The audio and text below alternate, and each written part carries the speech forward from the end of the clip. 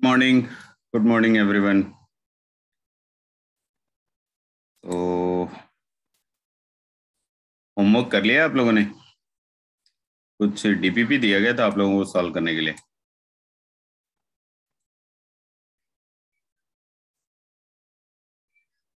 जल्दी रेस्पॉन्स जल्दी करना है ना, टाइम नहीं लगाना।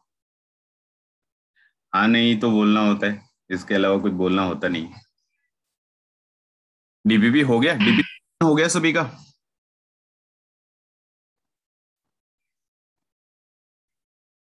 जल्दी बच्चे, डीपीपी 1 सभी ने कंप्लीट करा या नहीं करा? हाँ या नहीं तो बोल दे यार, मतलब ऐसे टाइम वेस्ट थोड़ी करते।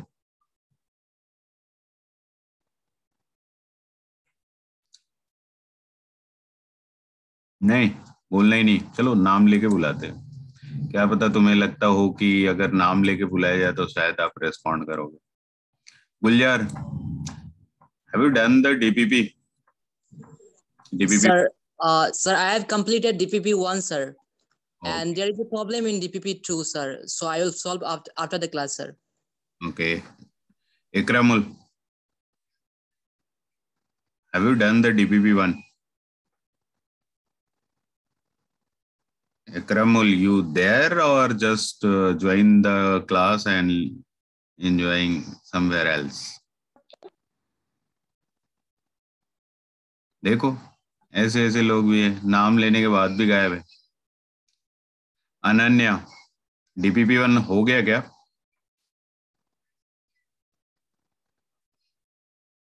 गायब। Very good. वैशाली, अच्छा मैं क्या बोल रहा हूँ कि if I am calling anyone and if you are not responding, I will ask your school mentor to ask you the reason why are you not responding. At least I should know that if a teacher is continuously asking something for 2 minutes, 3 minutes, you are not responding, that is not the right way to run the class, no?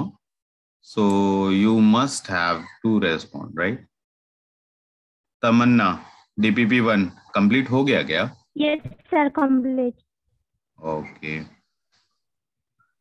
चलो, तो मान के चल रहा हूं मैं कि DPP 1 आपने कंप्लीट कर लिया है। डीपीपी 2 में there may be some question left, so आज डिस्कस कर लेते हैं। लास्ट का जो 15 मिनट होगा, लास्ट का जो 15 मिनट होगा, I just have a glance कि मतलब आपको डीपीपी 1 में कोई डाउट न रह जाए। वैसे तो डीपीपी के डिस्कशन के लिए डाउट सेशन है, बट आई फाउंड कि मतलब वहां पे कोई ज्वाइन नहीं करते तुम लोग। पता नहीं क्या सीन है, डाउट सेशन में तो कोई आता ही नहीं। मैं आराम से ज्वाइन करके सो जाता हूँ, मुझे मालूम है तुम नहीं आओगे। तो ये वाले काम मत करो यार, मतलब जो टाइम है उसका फायदा उठाओ एटलीस्ट, ठीक है? तो चलते स्टार्ट कर दें। लास्ट क्लास हम लोगों ने limiting reagent and access reagent का डेफिनेशन कर लिया था, राइट? Yes sir. ओके, ये क्वेश्चन करा था क्या हम लोगों ने? First question, determine the limiting reagent. Just confirm it कि ये करा था या नहीं करा था। सर ये तो नहीं करा था। ओके फाइन, तो यहीं से स्टार्ट करेंगे। आप एक बार खुद से ट्राई करो एज यूजुअल, जैसे हम लोग कौन बनेगा करोड़पति खेलते हैं। वापस से स्टार्ट करते हैं। आपके सामने क्वेश्चन है, आप रीड करो। क्वेश्चन मैं एक्सप्लेन कर दे रहा हूँ, सॉल्व आपको ही करना है। मैं बीच बीच में आपकी मदद करता रहूंगा। क्वेश्चन में देखिए क्या बोल रहे हैं कि आपको एक रिएक्शन दिया गया। रिएक्शन में बोल रहे हैं कि 7A + 6B is going to produce 3C and 4D। ये आपका एक रिएक्शन है।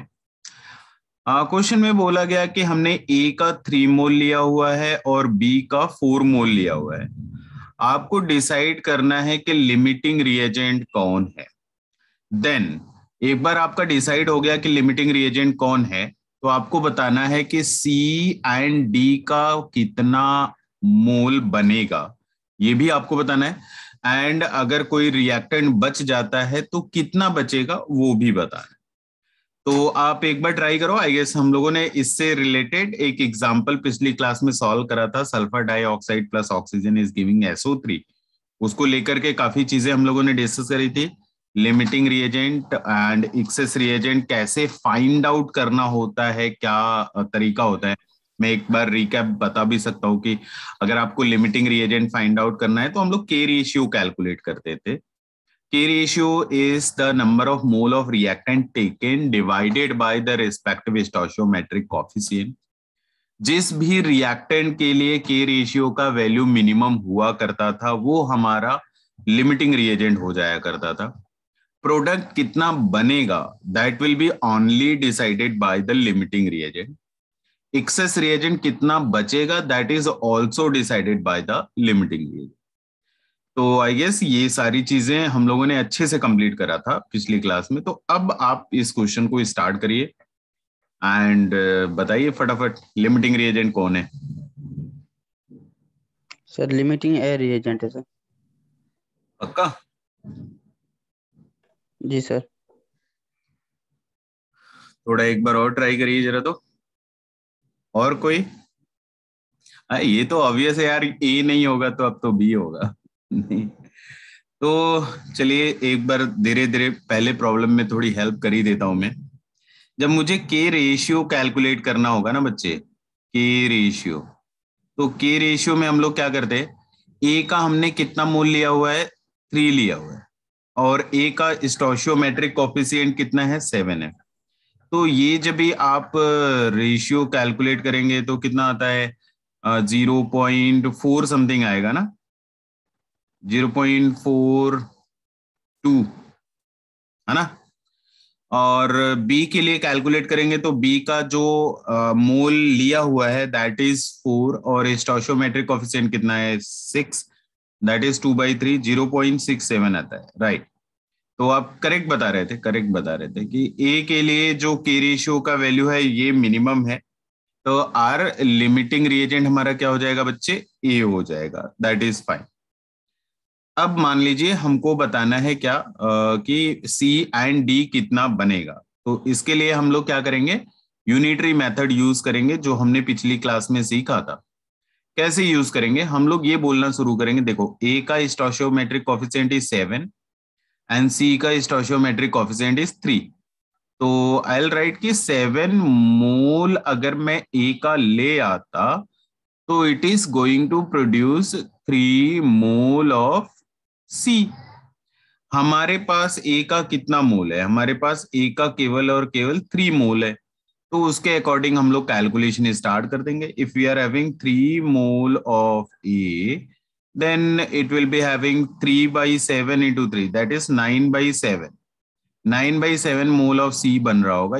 आंसर है, आपको यही बताना था कि सी का कितना मोल बनेगा। तो अगर आप ए का 3 मोल ले आते हो तो सी का कितना बनेगा, 9/7, ये सी का अमाउंट है।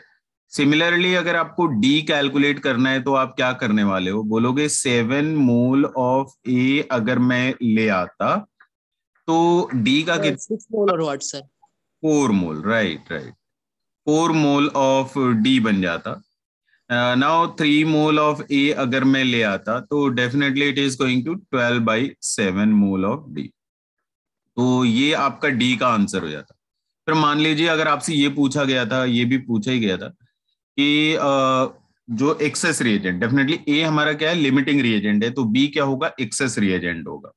फिर आपसे पूछा गया कि बी का कितना बचेगा, उसके लिए हम लोग कैसा करेंगे, बोलेंगे कि 7 मोल अगर मैं ए का रिएक्ट करवाता, 7 मोल अगर ए का खर्च हो जाता तो 7 मोल खर्च करने के दौरान बी का कितना खर्च होता, बी का 6 मोल खर्च हो जाता, राइट। हमने ए का कितना मोल खर्च करना है, 3 मोल ए का खर्च कर देना है, तो बी का कितना खर्च हो जाएगा, 18/7 मोल बी का कंज्यूम हो जाएगा, खर्च हो जाएगा। तो बी जो बचेगा, लेफ्ट अमाउंट ऑफ बी अगर मुझे कैलकुलेट करना है तो इनिशियली बी का हमने कितना लिया, 4 लिया, और खर्च कितना हुआ, 18/7। तो स्टार्टिंग का जो था उसमें से जितना खर्च होगा सब्सट्रैक्ट कर दो, आपको पता चल जाएगा कितना बचेगा, that is going to be 10/7। तो यही आपके आंसर है। आपको लिमिटिंग रिएजेंट बताना था, वो ए है। सी कितना बनेगा 9/7, डी कितना बनेगा 12/7 एंड बी कितना बचेगा that will B 10/7। I hope कि मतलब बड़ा आसान सा क्वेश्चन था और ये सबको समझ में आ गया होगा, राइट? यस सर, आ गया। हाँ नहीं बोल लिया करो यार। जी सर। पता है इधर से ना बोलने में जी सर। जब जब तुम लोग नहीं बोलते हो तो पता है क्या होता है, तुम्हारा रेस्पॉन्स नहीं आता है तो हमारी एनर्जी लगता है कि यार हम पता नहीं कहाँ फंस गए, हम किसको पढ़ा रहे हैं, कोई बोल ही नहीं रहा, तो वो मजा फील नहीं आता। बोलते रहोगे ना तो इधर से थोड़ी एनर्जी बढ़ती रहती है। Okay sir. तो अब आगे से सारे क्वेश्चन आप अटेम्प्ट करने वाले हो, सिमिलर क्वेश्चन मिलेगा, फटाफट आंसर बताना, क्योंकि ऐसे क्वेश्चन का प्रैक्टिस हमारे पास सफिशियंट होनी चाहिए। तो चलो फिर नेक्स्ट क्वेश्चन से स्टार्ट करते हैं। ये क्वेश्चन आप करो, डेटा चेंज है, फटाफट करो जरा। आप बताओ, सेम क्वेश्चन है, आपको डिसाइड करना है लिमिटिंग रिएजेंट, प्रोडक्ट कितना बनेगा और एक्सेस रिएजेंट कितना बचेगा वो भी आपको बताना, जल्दी से।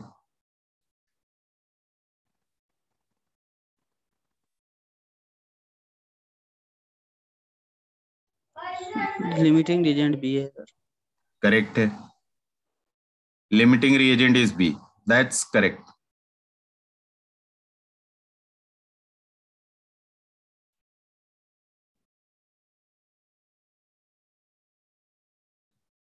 सी एंड डी कितना बनेगा वो बताना है, ई कितना बचेगा वो बताना है।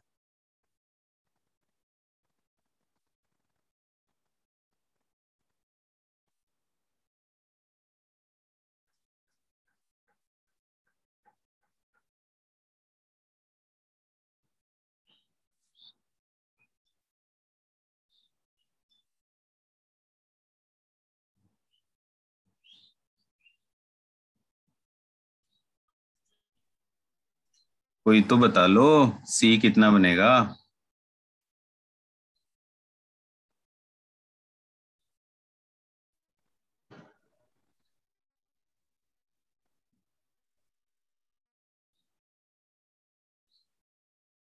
आप फ्रैक्शन में ही बताओ, डेसिमल बताने का जरूरत नहीं।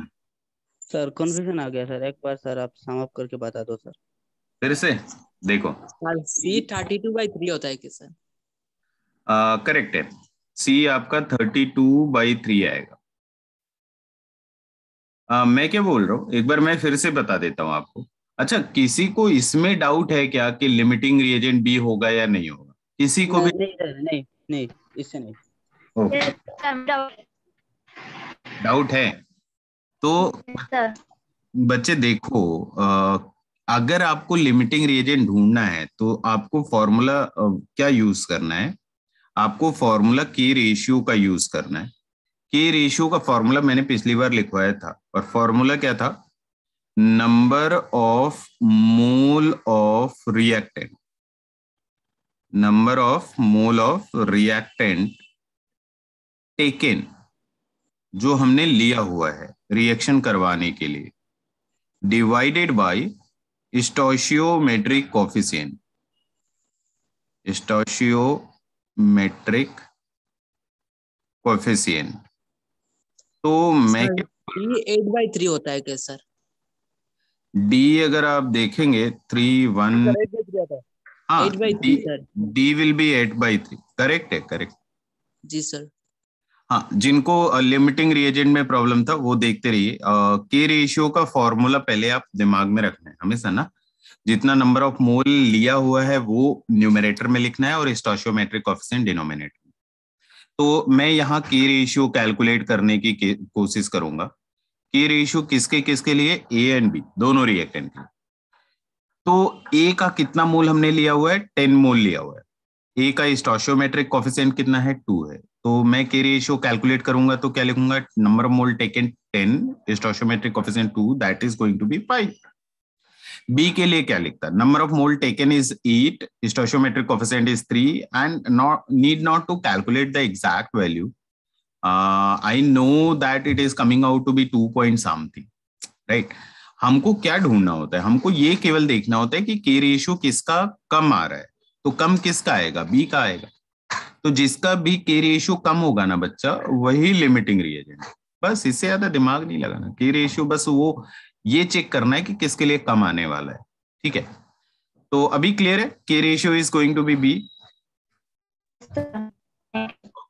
ओके, अब मुझे ढूंढना है कि सी कितना बनेगा। देखो एक बार हमने डिसाइड कर लिया कि बी हमारा लिमिटिंग रिएजेंट है, तो मैं आपको यही समझा रहा था कि कोई भी प्रोडक्ट कितना बनेगा that will be decided by limiting reagent.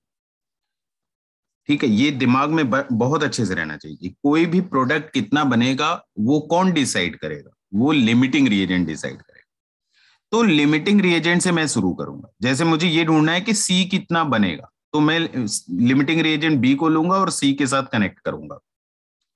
मैं क्या बोलूंगा कि 3 मोल ऑफ बी। 3 कहां से लिख रहा हूं मैं? बी का स्टोइचियोमेट्रिक कोएफिशिएंट इज सर रिमेनिंग 14/3 होता है क्या sir? remaining, if you need to know, it is going to be 10 minus 16/3. Yes sir, 14/3। हाँ ठीक है। ये देखिए, जैसे आपको ढूंढना था, हम लोग ढूंढ रहे थे कि सी कितना बनेगा, सी कितना बनेगा, राइट। तो उसको सी को मैं क्या करूंगा, लिमिटिंग रिएजेंट से कनेक्ट करूंगा। लिमिटिंग रिएजेंट बी का स्टोइचियोमेट्रिक कोएफिशिएंट क्या है? 3 है। तो मैं क्या लिखूंगा? 3 मोल ऑफ बी। अच्छा, मुझे अगर स्कूल में लिखना होता कंप्लीट स्टेटमेंट, हम लोग यहाँ ना, मैं जो अभी लिखा हूं ना वो थोड़ा सा शॉर्ट स्टेटमेंट लिखा हूं। अगर मुझे स्कूल में लिखना होता, मान लीजिए स्कूल का एग्जाम है और पूरा स्टेटमेंट लिखना है, तो मैं पूरा स्टेटमेंट क्या लिखता? 3 mole of B produces 4 mole of C. ये आपको पूरा स्टेटमेंट लिखना पड़ेगा स्कूल के एग्जाम में। अभी तो हम लोग बीच में इक्वल रख करके ठीक है, मतलब वो शॉर्ट में निपटा देते, लेकिन आपको अगर स्कूल का एग्जाम है, कॉलेज का एग्जाम है, तो आपको पूरा लिखना है। ठीक है, फिर मैं क्या बोलूंगा कि अगर मैंने 1 मोल ऑफ बी लिया होता तो it is going to produce 4/3 mole of C, right. हमारा बी का कितना खर्च होने वाला है? बी लिमिटिंग रिएजेंट है, मतलब इसका ये है कि रिएक्शन होगा। कुछ बोल रहे क्या? नहीं। तो मैं ये कह रहा था कि बी हमारा लिमिटिंग रिएजेंट है। इसका मतलब ये है कि जब ये रिएक्शन एंड हुआ होगा तो वो टाइम में बी का आपने जितना भी मोल लिया हुआ है वो पूरा खर्चा हो जाए। ठीक है, तो मैंने स्टेटमेंट क्या लिखा कि 3 mole of B produces 4 mole of C. और ये कहां से लिखा मैंने? ये मैंने स्टोइचियोमेट्रिक कोएफिशिएंट से लिखा। फिर मैंने यूनिटरी मेथड लगा लिया कि अगर मेरे पास 1 मोल ऑफ बी होता तो सी का कितना बनता? 4/3 मोल बनता। मेरा बी कितना खर्चा होना है? मेरा बी खर्चा होना है 8 मोल। तो अगर ये 8 मोल खर्चा हो रहा है तो सी कितना बनेगा? 8 into 4/3। 8 into 4/3 is what? 32 divided by 3 mole of C बन जाएगा। हाँ बच्चे, यही आंसर है, that is the answer. Simply आपको क्या करना है, यूनिटरी मेथड लगाना है। और स्कूल का एग्जाम होगा तो ऐसा प्रॉपर फॉर्मेट रहेगा, आपका पूरा लैंग्वेज लिखेंगे, तब जाकर के स्कूल के एग्जाम में आपको फुल मार्क्स मिलेगा। अब वो इक्वल टू वाला अभी मेरे सामने यूज कर सकते हैं, बिकॉज हम लोग पूरा स्टेटमेंट लिखते जाएंगे तो टाइम ज्यादा लगेगा। क्लियर है सभी को? जी सर। ओके जी सर। अब मैं क्या बोल रहा था कि अगर मुझे मान लीजिए डी का अमाउंट कैलकुलेट करना है, तो अब मैं इक्वल वाला यूज कर लेता हूँ। थोड़े आलसी टाइप के लोग हैं हम लोग, तो क्या लिखूंगा? 3 मोल अगर मेरा बी का खर्च हो जाता तो डी का कितना बनता? 1 मोल बनता। 1 मोल डी फॉर्म हो जाता ना। अगर 1 मोल बी खर्च करूंगा तो डी का कितना बनेगा? 1/3 मोल ऑफ डी बन जाएगा हमारा। हमने बी खर्चा कितना करना है? 8 मोल खर्चा करना है। 8 मोल खर्च करूंगा तो डी कितना बन जाएगा? 8/3। 8/3। यही आंसर है, that is the answer, right. अब बी, सॉरी बी तो लिमिटिंग था, A was the excess reagent. A कितना बनेगा, ए कितना बचेगा, सॉरी ए कितना बचेगा वो हमको डिसाइड करना है। तो उसके लिए मैं क्या बोलूंगा कि अगर मेरा 3 मोल ऑफ बी कंज्यूम होता तो उस सेम ड्यूरेशन में 2 मोल ए भी खर्चा हो जाता, ये कंज्यूम्ड अमाउंट है। अगर 1 मोल ऑफ बी खर्च करूंगा तो 2/3 मोल ऑफ ए खर्च होगा। मुझे बी कितना खर्च करना है, 8 मोल खर्च करना है, तो ए कितना खर्च होगा, 8 into 2/3 that is going to be what, 16/3 mole of A. ये क्या हो गया बच्चे, ये खर्च हो गया, ये खर्च हो गया। तो अब मुझे कैलकुलेट करना है कि लेफ्ट अमाउंट ऑफ ए, मतलब ए का कितना अमाउंट बच गया। तो मैंने स्टार्टिंग में ए का कितना लिया हुआ है, 10 लिया हुआ है ना, 10 माइनस जो खर्च हो गया, कितना खर्च हो गया, 16/3, तो 30 माइनस 16 दैट इज 14/3 मोल, यही बचेगा और यही आंसर। अभी क्लियर है सभी को? Yes, sir. Yes, sir. Yes, sir. Okay, Yes, sir. I guess सब किसी को कंफ्यूजन नहीं होना चाहिए। तो नेक्स्ट वाला प्रॉब्लम कौन बनेगा करोड़पति का, अब करिए, ट्राई करिए, देखिए next question.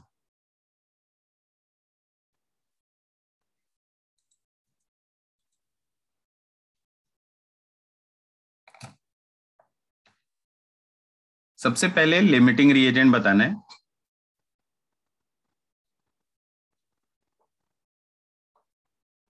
A sir, meeting agent A होगा सर। Very good, A. अभी देखो जल्दी जल्दी रेस्पॉन्स आया। ए इज लिमिटिंग रिएजेंट, सबका करेक्ट। अब आप बताओ कि सी और डी कितना बनेगा, और साथ में ये भी बताना है कि बी कितना बचेगा।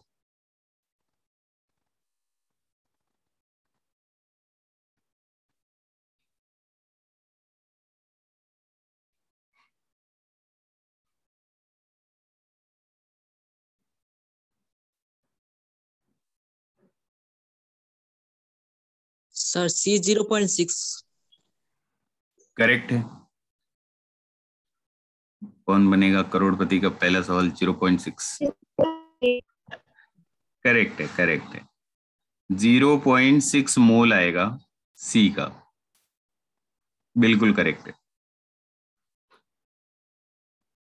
किसी को डाउट है कि सी का 0.6 कैसे आया? नहीं, सबको आता है, ठीक है, वेरी गुड। डी का बताइए फिर।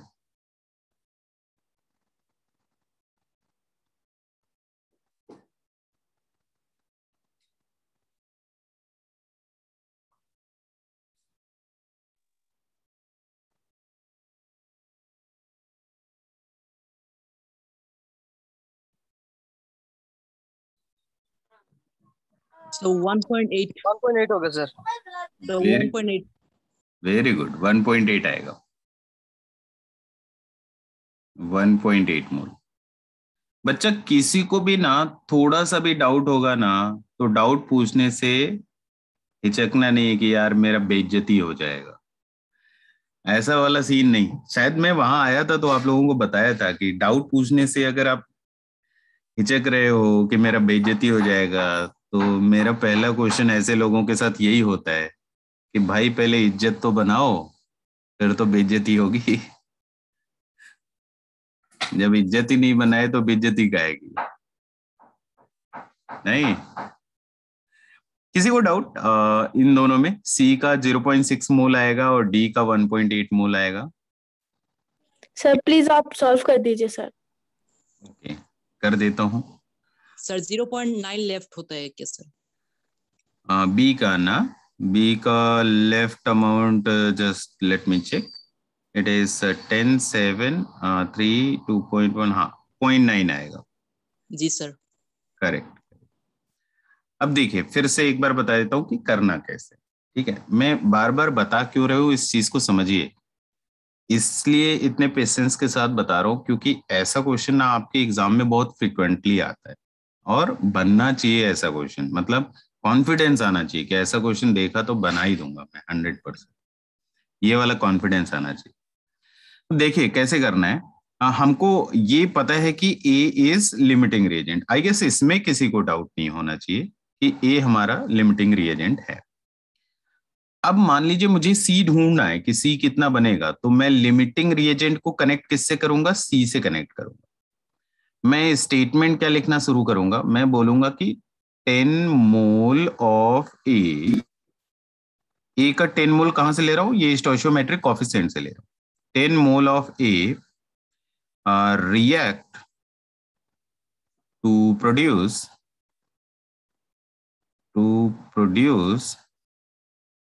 2 mole of C, right? 2 mole of C। 2 कहां से लिखा भाई? स्टोइचियोमेट्रिक कोएफिशिएंट। पहला जो लाइन लिखना है ना हमको, वो हमेशा स्टोइचियोमेट्रिक कोएफिशिएंट वाला ही लिखना है। अब मैं क्या बोल रहा हूं कि अगर मैंने ए का 1 मोल रिएक्ट करा होता यूनिटरी मेथड, तो सी का कितना बनता? 2/10 मोल ऑफ सी बन जाता। मुझे ए का कितना खर्च करना है बच्चे? जितना मैंने लिया है उतना ही खर्च कर सकता हूं ना। मैंने कितना लिया हुआ है? मैंने 3 मोल लिया हुआ है, उससे ज्यादा खर्च कर ही नहीं सकता। तो 3 मोल ऑफ ए अगर मैं खर्च कर देता तो सी का कितना बनता? 3 into 2/10, so it will be 6/10, that is what? 0.6। हाँ, यही तो आंसर था ना, यही सभी ने बताया, 0.6। सिमिलरली आप डी के लिए कर सकते हो। डी के लिए क्या बोलेंगे? 10 अगर ए का ले आते तो डी का कितना बनता? 6 बनता। अब ये शॉर्टकट में लिख रहा हूं, नीचे पूरा डिटेल लैंग्वेज लिख दिया ना, अब शॉर्टकट मार सकते हैं। 1 अगर ए का ले आते तो डी का कितना बनता? 6/10। ठीक है, हमने ए का कितना खर्च करना है? हमने ए का 3 मोल खर्च करना है, तो वो पूरा खर्च कर दिया जाए। 3 मोल ऑफ ए अगर मैं खर्च कर रहा हूं तो डी का कितना बनेगा? 3 into 6/10, that is what? 18/10, that is what?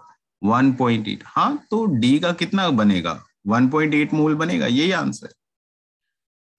अब लास्ट पार्ट था कि हमें ये ढूंढना था कि बी का कितना बचेगा। तो बी का कितना बचेगा उसके लिए फिर से जो पहला स्टेटमेंट होगा वो स्टोइचियोमेट्रिक कोएफिशिएंट का ही रहेगा कि अगर मैं 10 मोल ए लिखता, 10 मोल ए रिएक्ट विद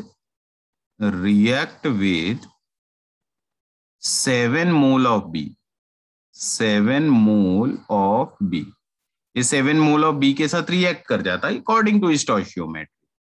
अगर मैं 1 मोल ऑफ ए रिएक्ट करवाता तो बी का कितना रिएक्ट करता? 7/10 मोल रिएक्ट कर चुका होता। हमने ए का कितना खर्च करना है यार? हमको 3 मोल ही खर्च करना है। तो अगर मैं 3 मोल कंज्यूम करवाता तो 3 इंटू 7/10 मोल बी का खर्च हो जाता, दैट इज व्हाट? 2.1 मोल। आप सॉल्व कर लो, 7 into 3 21 divided by 10 is 2.1 mole B का खर्च हो गया। तो लेफ्ट जितना होगा, लेफ्ट अमाउंट ऑफ बी, जो बी का अमाउंट बच जाएगा वो कितना बचेगा बच्चे? स्टार्टिंग में बी का हमने कितना लिया हुआ है? स्टार्टिंग में हमने बी का 3 लिया हुआ है और रिएक्ट कितना कर गया? 2.1 रिएक्ट कर गया, तो बचा कितना? 0.9 मोल बच गया। हाँ, तो यही आंसर है ना, यही ढूंढना। अभी भी किसी को डाउट है? नहीं सर। अब देखो अगला क्वेश्चन ना, मैं ये चाहता हूं कि अगला क्वेश्चन सबका करेक्ट हो जाए, किसी को भी जरा सा भी डाउट नहीं आना चाहिए, कोई कंफ्यूजन नहीं, सबका करेक्ट, ऐसा मुझे चाहिए। ठीक है, क्योंकि 3-4 क्वेश्चन कर चुके हैं। अब करो जरा, नेक्स्ट क्वेश्चन करो।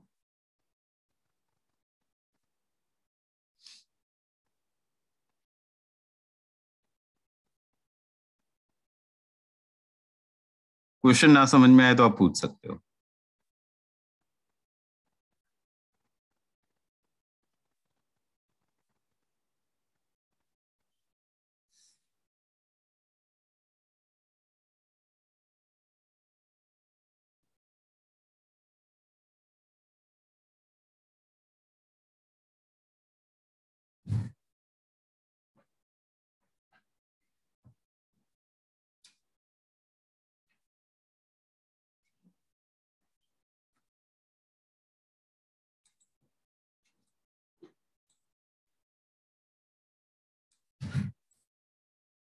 ओके, क्वेश्चन एक्सप्लेन कर देता हूं मैं।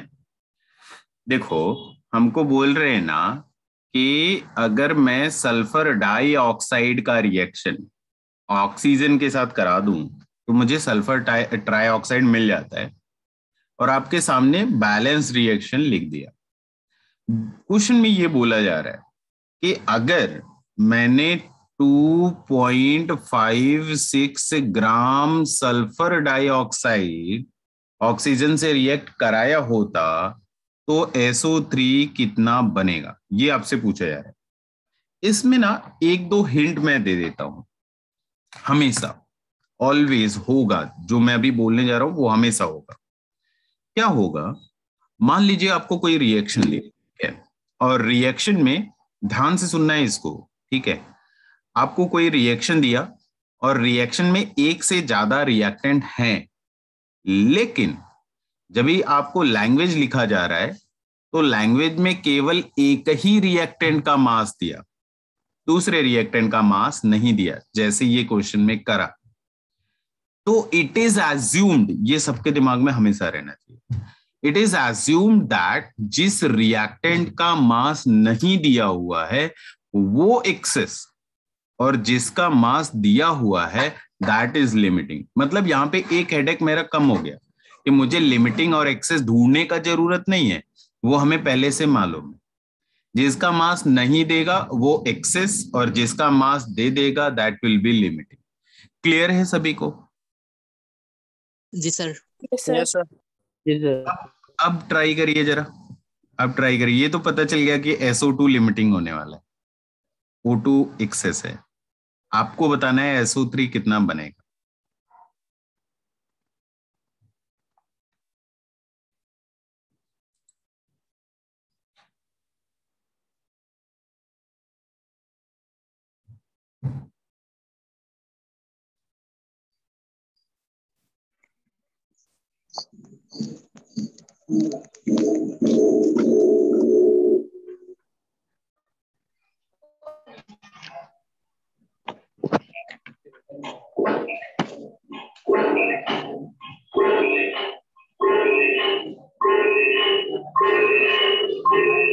अरे भाई म्यूट कर लीजिए कोई तो।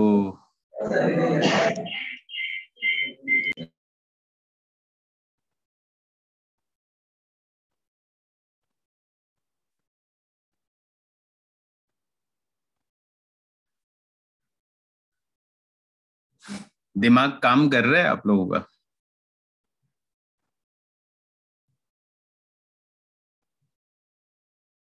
नहीं? ओके। पहला हिंट, ध्यान रहे कि ये जो स्टोशियोमेट्रिक कॉफिशिएंट लिखा जाता है, जैसे SO2 का स्टोशियोमेट्रिक कॉफिशिएंट इज 2, ऑक्सीजन का स्टोशियोमेट्रिक कॉफिशिएंट इज 1, SO3 का इज ऑल्सो 2। ध्यान रहे ये जो स्टोशियोमेट्रिक कॉफिशिएंट है ये मोल के रेशियो को इंडिकेट करता है, ये मास के रेशियो को इंडिकेट नहीं करता है। ये हमने पिछली क्लास में डिस्कस करा हुआ है स्टोशियोमेट्रिक कॉफिशिएंट को लेकर।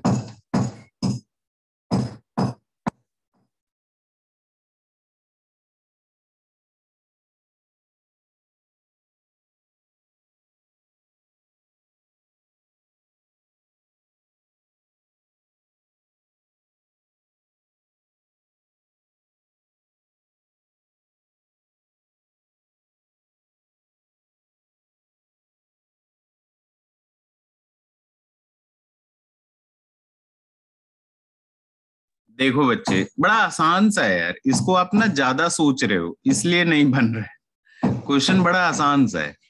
अच्छा आप देखो, सभी लोग मुझे बताएंगे, क्या मैं ऐसा बोल सकता हूँ क्या? देखो एक तो मालूम है SO2 क्या है, हमारा लिमिटिंग रिएजेंट है, और हमको ढूंढना क्या है, SO3 ढूंढना है, ठीक है। तो क्या मैं ऐसा बोल सकता हूं क्या, अब SO2 लिमिटिंग है, SO3 ढूंढना है, तो इन दोनों को रिलेट करने वाला स्टेटमेंट लिखूंगा ना। अभी तक तो यही करते आए सारे क्वेश्चन में।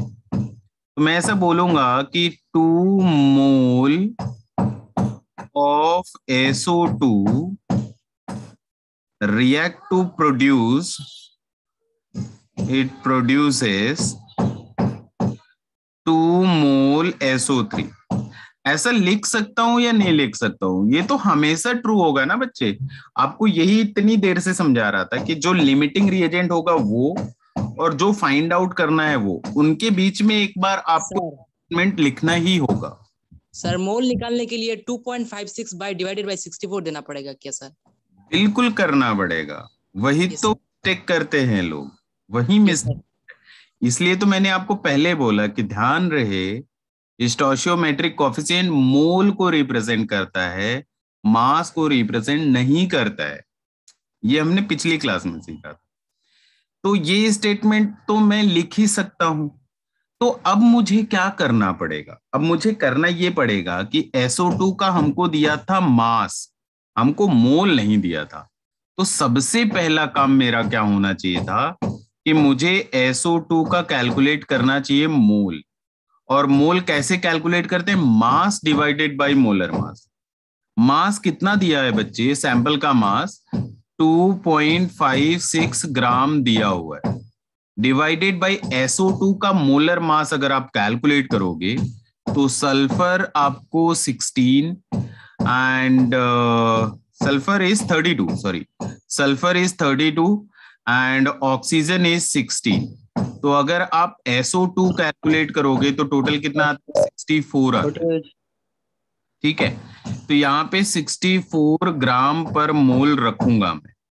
तो इससे मुझे क्या मिल जाएगा? इससे मुझे SO2 का मोल मिल जाएगा। कितना मिल गया? 2.56 डिवाइडेड बाई 64। सर तो 0.04 होता है सर। करेक्ट है, ये 0.04 मोल आता है। आप डिवाइड कर लो, 0.04 मोल आता है। बस आपका काम हो गया ना। अगर मैं 2 मोल SO2 खर्चा करता तो 2 मोल SO3 बनता, ये हमको पहले से मालूम है। हमको खर्चा कितना करना है? हमको खर्चा करना है 0.04 मोल। मास के टर्म्स में नहीं सॉल्व करना है। हमको कितना खर्च करना है? हमको 0.04 मोल खर्च करना है। तो लिख लिया जाए 0.04 मोल। अगर मैं SO2 का खर्चा करता तो 2 से 2 बन रहा है, तो 0.04 से कितना बनेगा? 0.04 ही बनेगा। ये समझ में आया सभी को? Yes sir. सर 3.2 ग्राम होता है क्या सर? करेक्ट है, आएगा। ठीक है, 3.2 या 0.32 देख लेते हैं। ठीक है, तो ये आपको क्या मिला बच्चे? ये SO3 का नंबर ऑफ मोल मिल गया। ठीक है, आपको SO3 का मोल मिल गया, लेकिन आपको SO3 का मोल नहीं बताना था। आपको क्या बताना था? SO3 का बताना है आपको मास। तो एक चीज आप ध्यान रखना कि नंबर ऑफ मोल का फॉर्मूला हम लोगों ने क्या सीखा? मास डिवाइडेड बाय मोलर मास, ये हम लोगों ने फॉर्मूला सीखा। तो कभी अगर मुझे नंबर ऑफ मोल मालूम रहे और मोलर मास मालूम रहे तो हम लोग मास कैलकुलेट कर सकते हैं। तो मास का फॉर्मूला हमको क्या लिखना चाहिए? मास के लिए क्या लिखना चाहिए? Number of mole into molar mass. तो भाई हमको मास किसका चाहिए? SO3 का। तो SO3 का नंबर ऑफ मोल कितना? 0.04। और SO3 का मोलर मास कितना? आप कैलकुलेट करो, 80 आता है। SO3 का मोलर मास कितना आता है? 80 आता है सर। सल्फर 32, ऑक्सीजन 16, आप टोटल ऐड करो। सल्फर के लिए 32, ऑक्सीजन के लिए 16 इंटू 3, सारा ऐड करो, ये 80 आता है। तो 0.04 इंटू मोलर मास करेंगे तो मिल जाएगा हमको। तो 0.4 इंटू 3, 8, अच्छा 3.2 ही आता है। ठीक है, करेक्ट है, 3.2 ग्राम। तो यही आपका फाइनल आंसर होगा। बस इतना ही करना था। किसी को डाउट है? बोल दो यार। No sir. No sir. Sir सबको क्लियर है? मैं मान सकता हूं कि चलो भाई सबको क्लियर है। ऐसा क्वेश्चन अब बन जाएगा, अब पक्का बन जाएगा, है ना?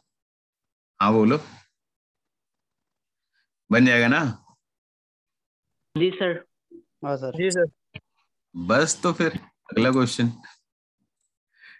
तब तक करते जाएंगे जब तक कि सारा वैरायटी ना कवर हो जाए। सिमिलर क्वेश्चन, पिछले वाले में कितना मास था? 2.56 था। इस बारे में 3.2 है। जी सर। आसान सा है, आप एक बार ट्राई करो तो।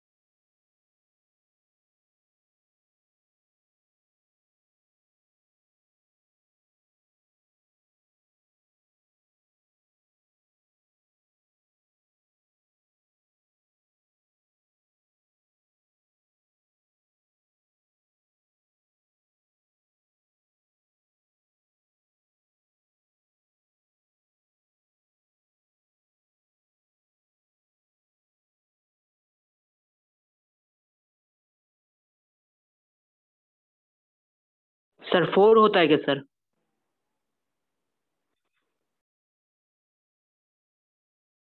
करेक्ट है, 4 आएगा। जी सर 4 आता है। वेरी गुड, 4 आएगा। जो लोग रास्ते में हैं वो जल्दी से किनारे पे पहुंचो और चेक करो 4 आता है या नहीं आता। आपको जो अभी मैं मेथड सिखाया ना, अगर वो मेथड सक्सेसफुली आप अप्लाई कर सकते हो तो मैं आपको एक शॉर्टकट सिखाऊंगा, लेकिन वो शॉर्टकट तब सिखाऊंगा जब आप वो मेथड अप्लाई करना सीख जाओगे। उसके बाद ही, अगर पहले ही शॉर्टकट दे दिया तो फिर खराब हो जाता है सारा चीज। अच्छा, कैलकुलेशन में प्रॉब्लम हो रहा है बच्चे। ओके, कुछ लोगों को कैलकुलेशन में प्रॉब्लम। कैलकुलेशन बड़ा आसान है, देखो देखो देखो, जिनका कैलकुलेशन थोड़ा वीक है ना, थोड़ा मतलब ठीक है, आप टाइम लो। मैं ऐसा नहीं बोलता कि जो बंदा पहले बोल दिया आप मैं उसी के साथ जाता हूँ, नहीं नहीं। आप देखे हो कि जब तक सभी लोग हाँ नहीं नहीं बोल देते उसके तब तक मैं जाता नहीं। और कोई मान लो अगर लेट से भी पूछता है तो मैं उसको आंसर जरूर करता हूँ। तो बेसिकली मैं आपको ये समझाने की कोशिश कर रहा हूँ कि आपको अगर कभी लगता है कि फील होता है कि यार मेरा कैलकुलेशन में ना बड़ा टाइम लग जाता है, तो आप करो ना इत्मीनान से। मैं कहाँ भाग रहा हूँ, मैं इधर ही हूँ, ठीक है। आपको इत्मीनान से कैलकुलेट करो, अगर नहीं आता है तो फिर पूछो, मैं उसके बाद भी बताऊंगा, मुझे कोई टेंशन नहीं है। हाँ, लेकिन अगर आप कैलकुलेशन नहीं करोगे ना तो प्रॉब्लम है, बिकॉज फिर वो आपका कैलकुलेशन वाला स्पीड कभी गेन नहीं होगा। फिर आप हमेशा कैलकुलेशन से भागते रहोगे और फिजिकल केमिस्ट्री तो यार फिर आपको परेशान कर देगा। अगर कैलकुलेशन नहीं, भागते रहे कैलकुलेशन से तो करते रहेंगे, सीख जाएंगे। कैलकुलेशन के बीच बीच में ट्रिक्स बताऊंगा, मैं वो भी बताऊंगा कैलकुलेशन के ट्रिक्स। तो जैसे ये क्वेश्चन था, इसको करना था तो हमको पहले से मालूम है कि SO2 क्या होना है बच्चे, लिमिटिंग। क्यों? क्योंकि SO2 का ही मास दिया, O2 का दिया नहीं। मैंने आपको यही समझाया कि अगर 2 या 2 से ज्यादा रिएक्टेंट है, किसी एक रिएक्टेंट का मास दिया बाकी सबका नहीं दिया, तो जिसका दिया है वही आपका लिमिटिंग होगा, जिसका नहीं दिया वो एक्सेस। तो सबसे पहले हम क्या करेंगे कि SO2 का नंबर ऑफ मोल कैलकुलेट करेंगे। मोल के लिए फॉर्मूला क्या सीखा था, मास कितना 3.2 डिवाइडेड बाय SO2 का मोलर मास। अभी अभी पिछले क्वेश्चन में हम लोगों ने करा, ये कितना आता है 64, ठीक है। तो ये आपको कितना मिल जाएगा, 0.05 0.0, 0.05 करेक्ट, 0.05 मोल मिल जाता है। आप देखो डिवाइड करने का तरीका, मतलब जिनका कैलकुलेशन थोड़ा खराब सा है, फील होता है उनको, लेकिन होता नहीं है। एक काम करो ना, 10 से दोनों साइड न्यूमरेटर डिनोमिनेटर में मल्टीप्लाई कर दो, तो 10 इंटू 3.2 कितना हो जाएगा 32 डिवाइडेड बाई 64 इंटू 10, ऐसा तो लिख सकते थे ना। अब 32 64 टू टाइम्स कैंसिल होता है, ये मालूम रहना चाहिए। अब 1/2 इंटू कितना लिख सकता हूँ 1/10, 1/2 क्या होता है बच्चे 0.5, 0.5 डिवाइडेड बाई 10 कितना लिख लो 0.05, ठीक है। ये आ गया, मोल आ गया अपने पास। तो एक बार मोल आ गया तो आपको मालूम है कि SO2 का जितना मोल खर्च होगा SO3 का उतना ही मोल बनेगा। क्यों? क्योंकि दोनों का स्टोइचियोमेट्रिक कोएफिशिएंट क्या है बच्चे, सेम है। तो जैसे पिछली क्लास में, पिछले क्वेश्चन में कर रहे थे हम लोग, वैसे ही मैं डायरेक्टली लिख दूंगा कि 2 mole SO2 produces 2 mole SO2 is going to produce 2 mole SO3। तो अब मैं क्या बोल रहा हूँ कि SO2 का कितना खर्चा करा हमने, 0.05 मोल खर्चा करना है, तो SO3 का कितना बन जाएगा, 0.05 मोल बन जाएगा। तो बस यही आंसर है ना। लेकिन ये आंसर आपका अभी तक किस में है, मोल में। हमको चाहिए, हमको चाहिए मास। तो मास के लिए अभी मैं आपको समझा रहा था कि आपको क्या करना है, number of mole into molar mass कर देना है। तो SO3 का मोल कितना, 0.05, एंड SO3 का मोलर मास कितना, 80। अभी पिछले क्वेश्चन में ही करा, तो आप मल्टीप्लाई कर लो, 4 ग्राम आता है, ये आंसर है। किसी को कोई डाउट और तक? No sir. Anyone any doubt आप पूछ सकते हो। अगर आपको प्रॉब्लम है तो मैं रिपीट कर सकता हूँ, मुझे कोई तकलीफ नहीं। कोई डाउट नहीं है ना? चलो फिर एक short. Yes sir, yes sir. देखो, बिना कुछ कैलकुलेट किए, बिना कुछ लिखे इसका आंसर हम लोग 4 बता सकते हैं। इवन इसके पिछले वाले क्वेश्चन में भी आंसर 4 जितना भी आ रहा था वो बता सकते थे। Yes sir. बिना बहुत ज्यादा लिखे। कैसे? देखो, मैं आपको एक एक शॉर्टकट बताने से पहले एक कॉशन है, जो आपको प्रिकॉशन है वो ध्यान में रखना है। वो ये है कि अगर आपको शॉर्टकट समझ में नहीं आता तो टेंशन नहीं लेना है, ठीक है। आपके पास एक मेथड तो है ना, एक मेथड सिखा है, वो मेथड आप करते रहो, वो बेस्ट है, वो हर जगह लगेगा। शॉर्टकट भी हर जगह लगेगा, लेकिन अगर आपको समझ में नहीं आता तो टेंशन नहीं लेना। हाँ, एक दो बार बोलोगे तो रिपीट कर दूंगा। अब देखो करना कैसे। मैं ये बोल रहा था कि ये रिएक्शन में हमको दिख रहा था कि 2 मोल SO2 2 मोल SO3 बना रहा है। SO2 ही लिमिटिंग रिएजेंट है, तो 1 मोल SO2 1 मोल SO3 बनाएगा, और क्या। इतना बात समझ में आता है। दोनों का मोल हमेशा क्या रहेगा, इक्वल। क्लियर है? अब 1 मोल SO2 का मास कितना, 64 ग्राम, और 1 मोल SO3 का मास कितना, 80 ग्राम। मतलब मैं 64 ग्राम लेता तो इसका कितना बनता, 80 ग्राम बनता। मान लो यहां पे अगर मैं 32 ग्राम लेता, इसका आधा कर दिया, तो इसका आधा कितना बनता, 40 ग्राम बनता। अब मैंने क्या काम करा हुआ है, मैंने 3.2 लिया हुआ है, मतलब इसको 10 से डिवाइड कर दिया। 3.2 ग्राम लिया, तो इसका 10 से डिवाइड करो, 4 ग्राम। ये आंसर है। Yes sir. बहुत इजी है सर, है ना। तो ये सब आता रहेगा, बीच बीच में आता रहेगा, लेकिन जो एक प्रॉपर प्रोसेस है वो हमारे माइंड में रहना चाहिए। मतलब कभी कभी क्या होता है ना, क्वेश्चन में स्टोइकोमेट्रिक कोएफिशिएंट थोड़ा डिफिकल्ट वाला दे देगा, नंबर बहुत डिफिकल्ट दे देगा, तो उसमें आप वही मेथड लगाओगे, हमेशा करेक्ट आंसर आएगा। इसमें वो ये उनके लिए जिनका दिमाग तेज चल रहा है, तो वो देख करके आंसर बता सकते उनके लिए, ठीक है।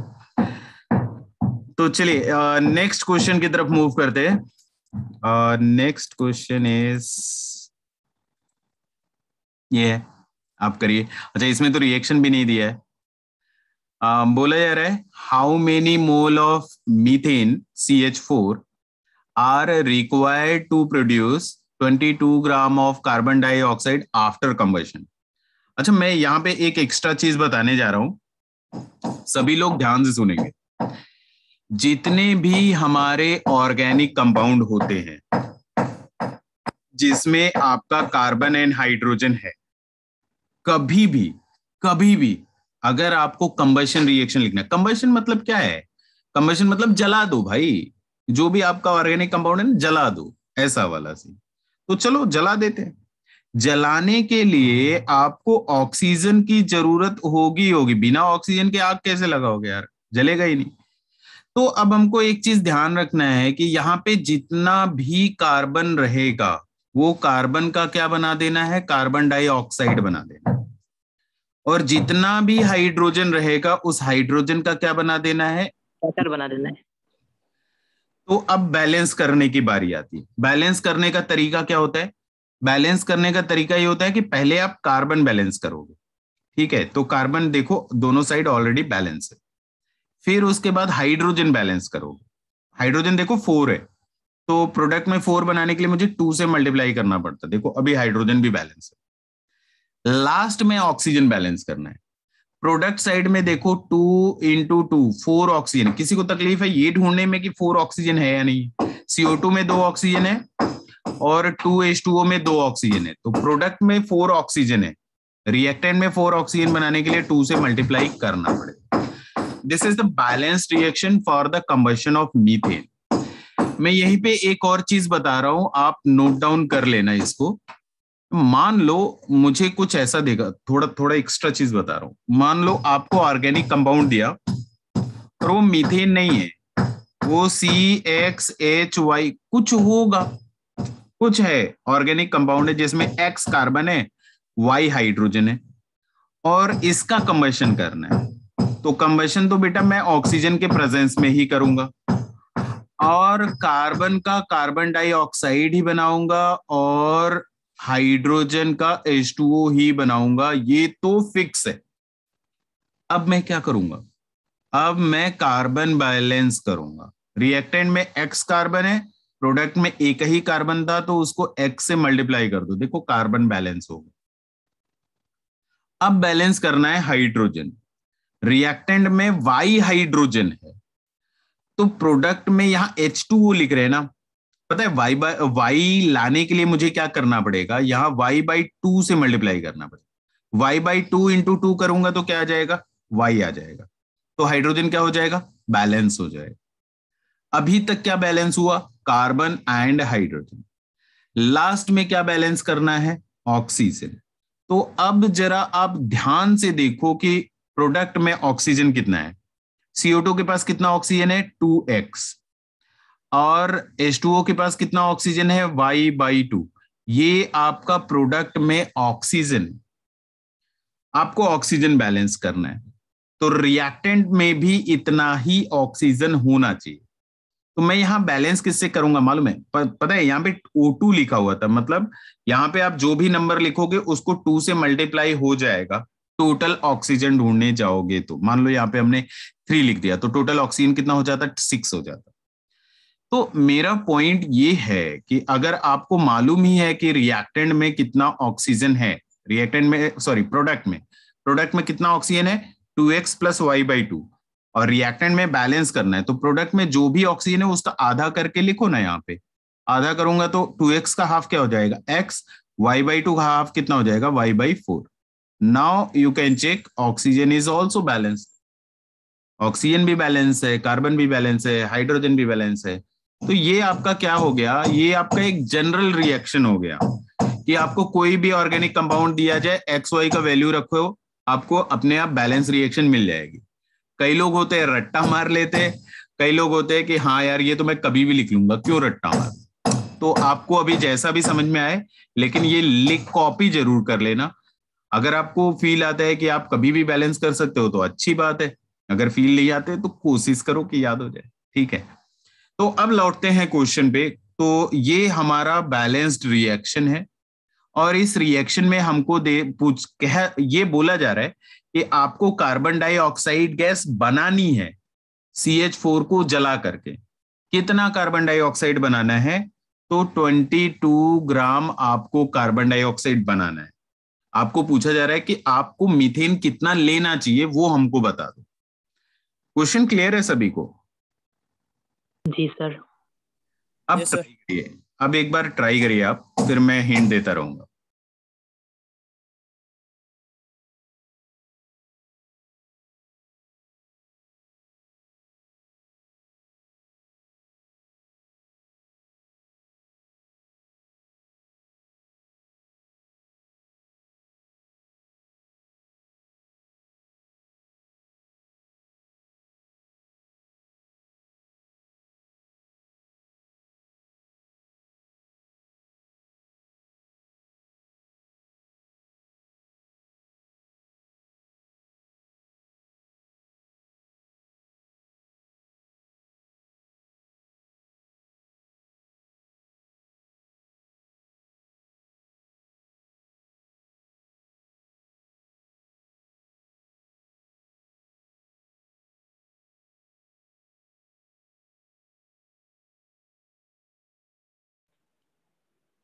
सर 1.2 मोल क्या?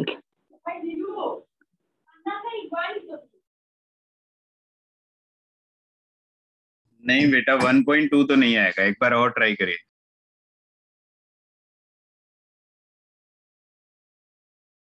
अगेन यहाँ भी शॉर्टकट बताऊंगा, लेकिन आप पहले ओरिजिनल मेथड से ट्राई कर लीजिए, फिर शॉर्टकट बताऊंगा।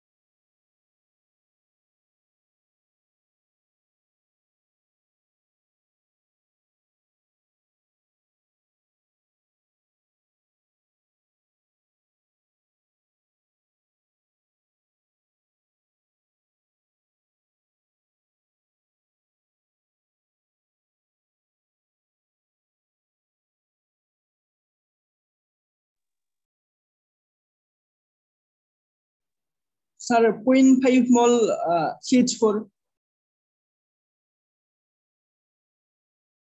कितना बता रहे, कितना मोल बता रहे?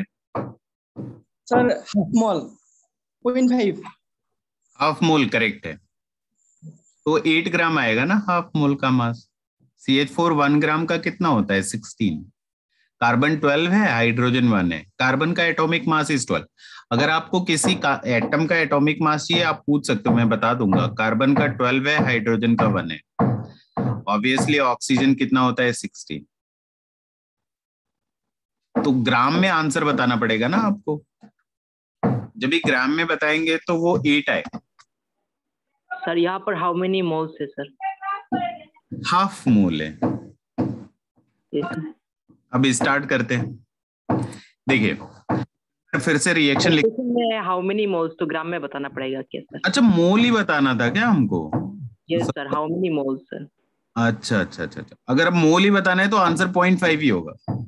यस सर, आंसर 0.5 ही। आई गेस कि मास होता ना, मैंने क्वेश्चन पूरा पढ़ा ही नहीं था, मुझे लगा मास दिया है तो मास पूछेगा। और ठीक है, तो देखते हैं कैसे करना है। रिएक्शन वही, CH4 को बर्न कर रहे हैं O2 के साथ। बैलेंस रिएक्शन लिखेंगे तो 2O2 लिख लेंगे। कार्बन का CO2 बना लेंगे और हाइड्रोजन का 2H2 बना लेंगे। आप चेक कर लो, रिएक्शन बैलेंस है। तो मुझे CO2 दिया गया था और CH4 पूछा गया था।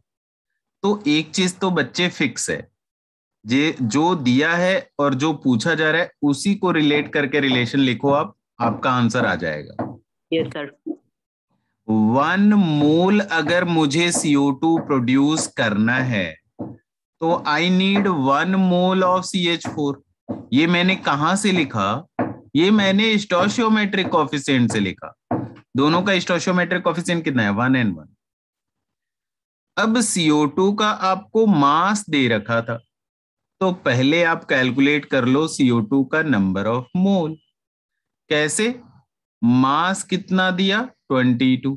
CO2 का अगर आपको मोलर मास चाहिए तो कार्बन 12, ऑक्सीजन 16 इंटू 2, टोटल आता है 44। तो मोलर मास कितना हो जाएगा? 44 ग्राम पर मोल, जो कि कितना होता है? 0.5 होता है। मतलब आपको CO2 बनाना कितना है? ओरिजिनली कितना चाहिए? 0.5 मोल चाहिए। तो अगर आपको 0.5 मोल CO2 चाहिए तो CH4 कितना लेना पड़ेगा? 0.5 मोल लेना पड़ेगा, क्योंकि 1:1 का रेशियो चल रहा था हमारा। बस ये आंसर है। अगर मास कैलकुलेट करना होता, जो कि है नहीं, अगर मास कैलकुलेट करना होता तो फॉर्मूला यूज कर लेते, number of mole into molar mass. CH4 का नंबर ऑफ मोल कितना? 0.5। CH4 का मोलर मास कितना? 16। कितना आता है? 8 ग्राम। अगर मास कैलकुलेट करना होता तो 8 ग्राम आंसर होता।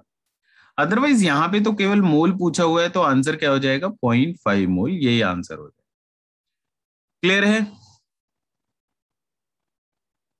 Yes sir. Yes sir. चलिए नेक्स्ट क्वेश्चन की तरफ मूव करते हैं। अब ट्राई करिए एक बार।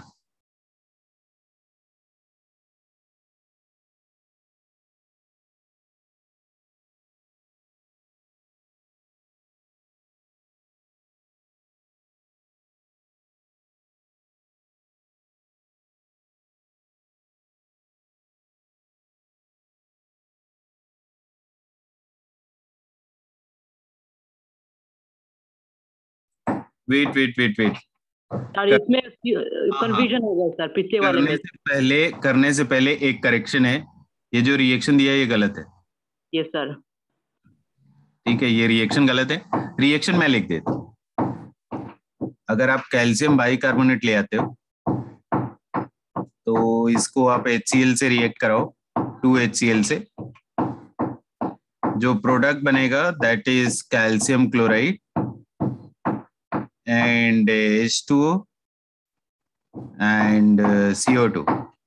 बैलेंस करेंगे तो यहाँ पे हमको 2CO2 लिखना पड़ेगा एंड 2H2O लिखना पड़ेगा। Now the reaction is balance. ये ट्वाइस रहेगा यहाँ पे कैल्शियम बाइकार्बोनेट। ये रिएक्शन इस्तेमाल करना है आपको।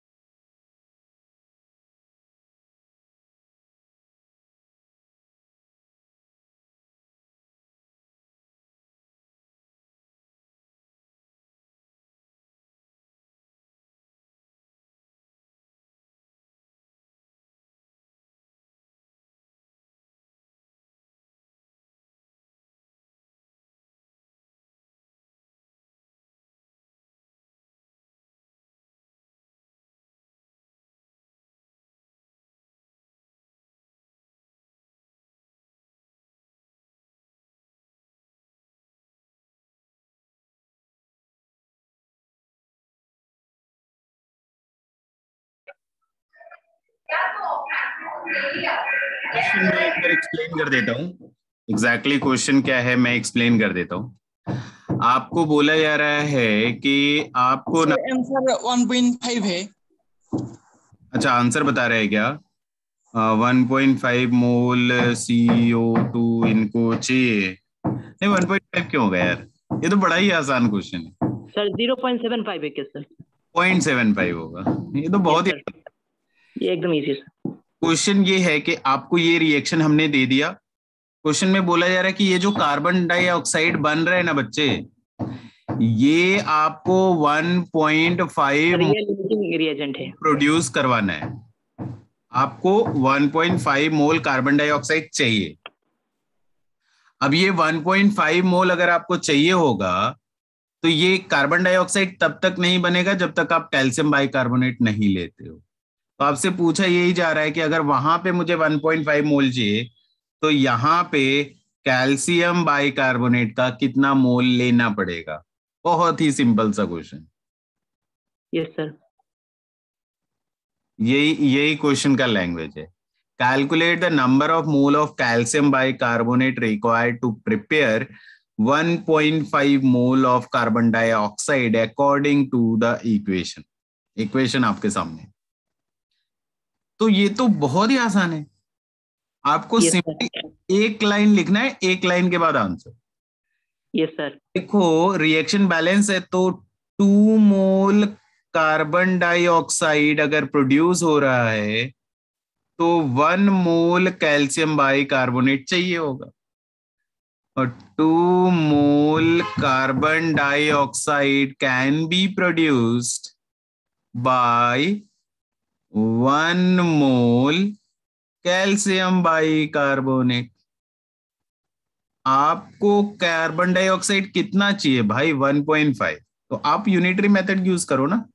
1 मोल कार्बन डाइऑक्साइड चाहिए तो कैल्शियम बाइकार्बोनेट कितना? 1/2। बस हो गया। आप कितना चाहिए था? 1.5 मोल चाहिए था, तो आंसर क्या हो जाएगा? 1.5 डिवाइडेड बाई 2। 1.5/2 सर 0.75। करेक्ट, 0.75 होता है सर। बस यही आंसर है। ये तो बहुत ही ज्यादा आसान कुछ। Yes sir. ओके, आसान आसान करते करते कब कहाँ पहुंच गए वो पता नहीं चला। चलो देखो कहाँ पहुंच गए। ये क्वेश्चन जिसका बन गया ना, पार्टी ट्राई करो। सर पहले आपने पार्टी दे दिया और एक में सर। नहीं, सारा पार्टी एक साथ पे करूंगा ना, मतलब ऐसे एक चॉकलेट का पार्टी पे करने में मजा नहीं आता। ये जब इकट्ठा हो जाएगा ना, 10-15 हजार हो जाएंगे तो पहुंचूंगा वहां पे, आऊंगा फिर पार्टी दूंगा। जी सर।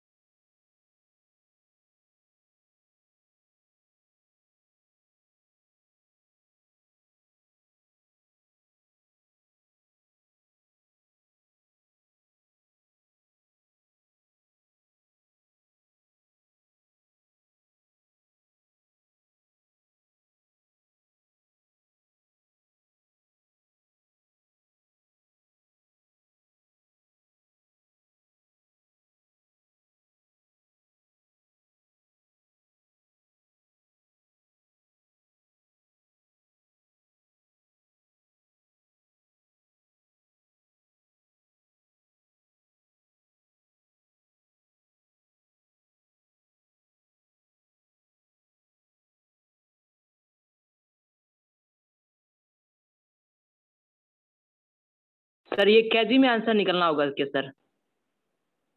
हाँ, आपको आंसर केजी में ही बताना पड़ेगा। Okay sir.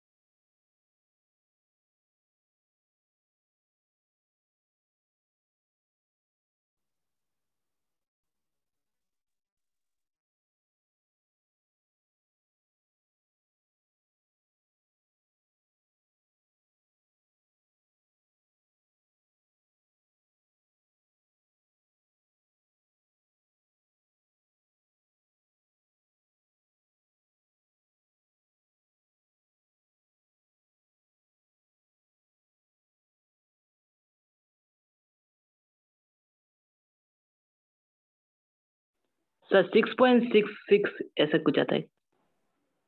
नहीं, क्वेश्चन में कैलकुलेशन बनेगा, थोड़ा सा टाइम लगेगा, तो टेक योर टाइम, आप आराम से करो। 6 ओके पॉइंट सर। नहीं आएगा तो आप करते रहिए, मैं बताऊंगा।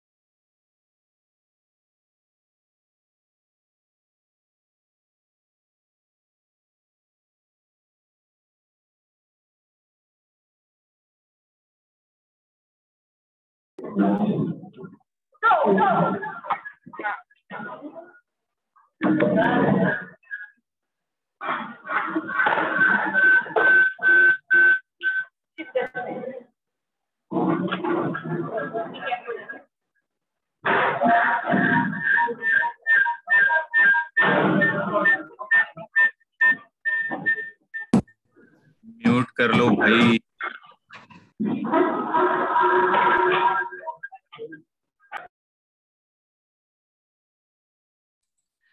हाँ, तो आंसर 13 भी नहीं है। किसने, इकरामुल आप बता रहे 13, आंसर 13 भी नहीं है। सर मोल निकालने से इतना लेंथी नंबर आता है 17.86 10⁻²। ये क्या आता है सर? वही तो मैं बोला, आपका कैलकुलेशन थोड़ा यहाँ बनेगा, इसलिए तो मैंने बोला आप टाइम ले सकते हैं। कैलकुलेशन बनेगा, मुझे मालूम है।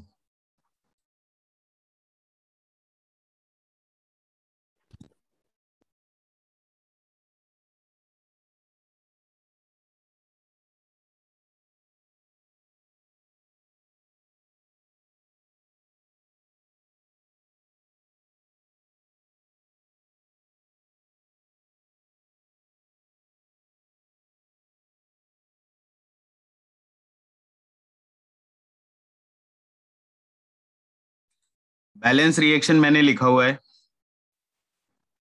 सबसे पहले आप लिमिटिंग रिएजेंट ढूंढोगे, क्योंकि यहाँ पे दोनों रिएक्टेंट का मास दे रखा है, किसी एक का नहीं दिया, दोनों का दिया, तो लिमिटिंग रिएजेंट ढूंढना पड़ेगा।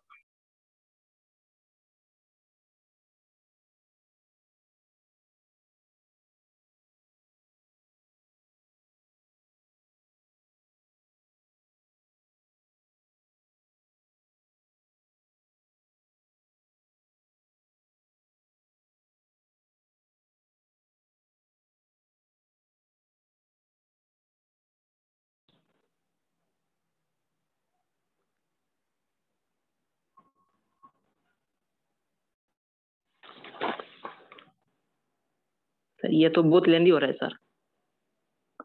सर हाइड्रोजन का निकल रहा है 5 × 10⁻³ हाँ तो ठीक है ना, वो ग्राम में है, हमको केजी में आंसर करना है। अच्छा, मैं थोड़ा सा आगे स्टार्ट मैं कर देता हूँ, एंड आपको करना पड़ेगा। Okay sir. 1 kg is equals to 1000 gram, ये हमको मालूम है। Yes sir. इसलिए मैं क्या करूंगा, के रेशियो कैलकुलेट करने की कोशिश करूंगा। के ratio is number of mole taken divided by stoichiometric coefficient. Mole कैसे लिखेंगे, मास ऑफ द सैंपल कितना है बच्चे, ये हमको क्या लिखना है, number of mole divided by stoichiometric coefficient, यहाँ पे कितना है 1। ठीक है, नाइट्रोजन का स्टोइचियोमेट्रिक कोएफिशिएंट 1। अब नाइट्रोजन का मोल कैसे लिखेंगे, मास कितना 50 kg, just convert that kg into gram by multiplying 10⁻³। ये क्या हो गया, ग्राम में मिल गया, divided by molar mass. Nitrogen का मोलर मास कितना आता है बच्चे, 28 sir, 28 correct. Nitrogen atomic mass 14 होता है, मॉलिक्यूलर मास कितना आ जाएगा, 28 जाएगा। तो इसको मैं क्या करूंगा, यहाँ पे 10⁻³ डिवाइडेड बाय 28 लिख लूंगा। मैं सर इसको करूंगा, रिमेम्बर मैंने बोला था कि आपको स्टोइचियोमेट्रिक कोएफिशिएंट का एग्जैक्ट वैल्यू नहीं चाहिए बच्चे, मत करो इसको, यहीं पे छोड़ो, 1 मिनट के लिए छोड़ो, मैं आगे बता रहा हूं। अब हाइड्रोजन के लिए के रेशियो कैलकुलेट करेंगे। हाइड्रोजन के लिए मास कितना 10 × 10⁻³ ये मास हो गया। मोलर मास कितना आता है हाइड्रोजन का 2 आता है, स्टोइचियोमेट्रिक कोएफिशिएंट कितना है 3 है। ठीक है, तो ये के रेशियो किसका हो गया, हाइड्रोजन का हो गया। तो ये हमको कितना मिल जाता, 10 × 10⁻³ डिवाइडेड बाय 6। हमको ये बताना है कि इन दोनों में छोटा कौन है, हमको कैलकुलेट नहीं करना है। Okay sir. नहीं कैलकुलेट करना, हमको बस कंपेयर करना है। अब देखो, कंपेयर करने के लिए मेरा दिमाग क्या काम कर रहा है, मेरा दिमाग ये काम कर रहा है कि ये जो हाइड्रोजन वाला है ना, हाइड्रोजन वाले में ऊपर और नीचे न्यूमरेटर और डिनोमिनेटर में 5 से मल्टीप्लाई कर देता हूं। क्यों करा, आप रीजन समझना मैंने क्यों करा। अगर 5 से मल्टीप्लाई कर दूंगा ना, तो यहाँ पे दोनों का न्यूमरेटर, नाइट्रोजन और हाइड्रोजन का न्यूमरेटर क्या हो जाएगा, सेम हो जाएगा, दोनों में 50 × 10⁻³ हो जाएगा। ठीक है, बोलो भाई। Yes sir.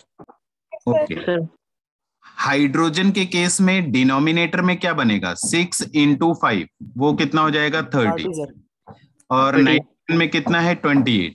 तो जहां पे डिनोमिनेटर बड़ा होगा वो क्या हो जाएगा, ओवरऑल छोटा हो जाएगा, क्योंकि सेम कर दिया है। तो डिनोमिनेटर बड़ा किसका हुआ, हाइड्रोजन का। तो लिमिटिंग रिएजेंट कौन, हाइड्रोजन। पूरा कैलकुलेट नहीं करना है हमको, बस इतना ही चाहिए था। हमको बस ये डिसाइड करना था कि लिमिटिंग रिएजेंट हमारा कौन है, H2 है। बस आगे जो हम करते थे वो करेंगे। अब इसके आगे आप एक बार ट्राई करो। ये डिसाइड हो गया कि हमारा लिमिटिंग रिएजेंट हाइड्रोजन है। सर ये समझ नहीं आया सर, लिमिटिंग रिएजेंट कैसे सर निकला? ठीक है, फिर से बताता हूं। लिमिटिंग रिएजेंट के लिए बच्चे हमको क्या करना होता है, आपको फॉर्मूला मालूम है कि हमको के रेशियो कैलकुलेट करना होता है। तो के रेशियो क्या होता है, number of mole taken divided by stoichiometric coefficient. ये हमारा फॉर्मूला होता है के रेशियो का। तो मैं अगर नाइट्रोजन के लिए यूज करूं तो नाइट्रोजन का स्टोइचियोमेट्रिक कोएफिशिएंट कितना है बेटा, 1 है। तो number of mole divided bye 1 करूंगा, नाइट्रोजन का के रेशियो मिल जाएगा। अब नाइट्रोजन का नंबर ऑफ मोल कैसे मिलेगा, तो वो मास डिवाइडेड बाय मोलर मास। अगर मुझे नाइट्रोजन का मोल कैलकुलेट करना है, मास कितना 50 kg है, तो kg को ग्राम में कन्वर्ट कर लेंगे 10³ से मल्टीप्लाई करके। ये नाइट्रोजन का मास मिल गया ग्राम में। अब नाइट्रोजन N2 है ना, एक नाइट्रोजन का 14 होता है, तो 2 नाइट्रोजन का कितना हो जाएगा 28। तो 28 से डिवाइड कर दूंगा, मास डिवाइडेड बाय मोलर मास, ये क्या दे देगा आपको, मोल दे देगा। अब ये मोल डिवाइडेड बाय 1 करेंगे, आप क्या मिल जाएगा, के रेशियो। तो यही मैंने यहाँ पे लिखा हुआ है कि 50 × 10³ डिवाइडेड बाय 28 क्या है, के रेशियो है। किसका के रेशियो है, नाइट्रोजन का। अब वैसे ही हमको क्या करना था, हमको हाइड्रोजन का के रेशियो कैलकुलेट करना था। तो पहले number of mole of hydrogen तो कैलकुलेट कर ले। Number of mole of hydrogen कैसे कैलकुलेट करेंगे, number of mole. Number of मोल कैसे, मास कितना 10 kg था, kg को ग्राम में कन्वर्ट कर लिया। अब हाइड्रोजन का स्टोइचियोमेट्रिक कोएफिशिएंट बेटा कितना है, 3 है। हमने रिएक्शन बैलेंस करा, स्टोइचियोमेट्रिक कोएफिशिएंट कितना है, 3 है। तो ये क्या मिल गया, मोल मिल गया ना, है ना। सॉरी मोल कैलकुलेट करना था, तो स्टोइचियोमेट्रिक कोएफिशिएंट नहीं, sorry mass divided by molar मास लिखना था ना। हाइड्रोजन का मोलर मास कितना है, हाइड्रोजन का molar mass is 2। Yes sir. तो ये आपको क्या मिल जाएगा, ये मोल मिल जाएगा। मोल डिवाइड बाय स्टोइचियोमेट्रिक कोएफिशिएंट करना है। ठीक है, हमारा फॉर्मूला क्या था, मोल डिवाइडेड बाय स्टोइचियोमेट्रिक कोएफिशिएंट। तो हाइड्रोजन का स्टोइचियोमेट्रिक कोएफिशिएंट कितना है, 3 है। तो ये जो मोल मिला था इसको 3 से भी डिवाइड कर दो, तो ये यही बन जाएगा 10 × 10³ डिवाइडेड बाय 2। ये क्या था, ये आपका मोल था, डिवाइड बाय 3 कर देंगे, क्या मिल जाएगा, स्टोइचियोमेट्रिक के रेशियो मिल जाएगा। तो ये हाइड्रोजन का के रेशियो था। हमें अगर लिमिटिंग रिएजेंट डिसाइड करना है, हमको बस ये चेक करना है कि इन दोनों में छोटा कौन है। अब ये डिसाइड करने के लिए छोटा कौन है, मुझे कंप्लीट कैलकुलेशन करने की जरूरत नहीं। मैं अपना माइंड यूज करूंगा, मैं नहीं करूंगा कंप्लीट कैलकुलेशन करूंगा। कौन करेगा इतना डेसिमल में कैलकुलेशन, यार नहीं होता हमसे। तो हम सीधा क्या करना चाहते हैं, हम इसको क्या लिख लेंगे, 10 × 10³ डिवाइडेड बाय 2 × 3 को क्या लिख लिया, 6 लिख लिया। अब इन दोनों नंबर को देखा मैंने, तो मुझे लगा कि मैं न्यूमरेटर इन दोनों का बराबर कर सकता हूं बहुत आसानी से।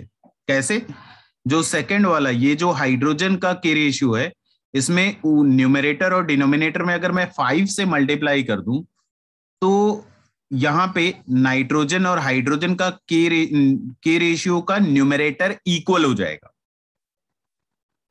लेकिन हाइड्रोजन के केस में यहां पे क्या हो गया, 30 हो गया। नाइट्रोजन में क्या था, 28 हो गया।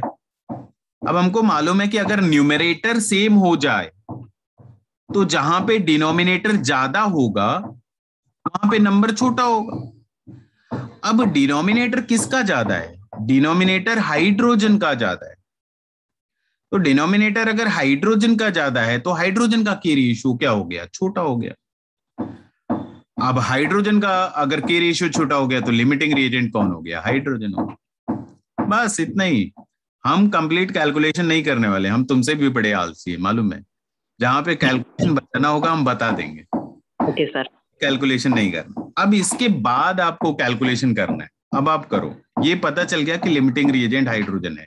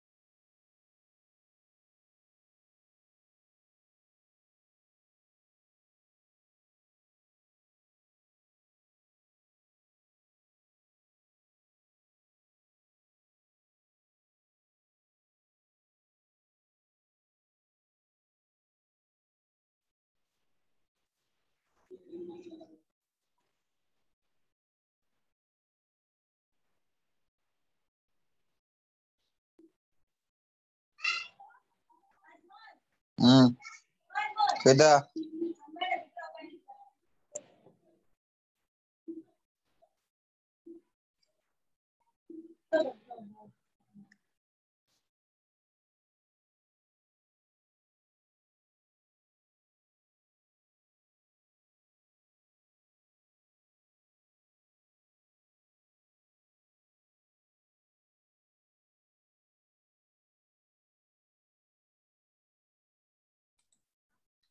चलिए मैं स्टार्ट करता हूँ, टाइम भी कम बचा हुआ है।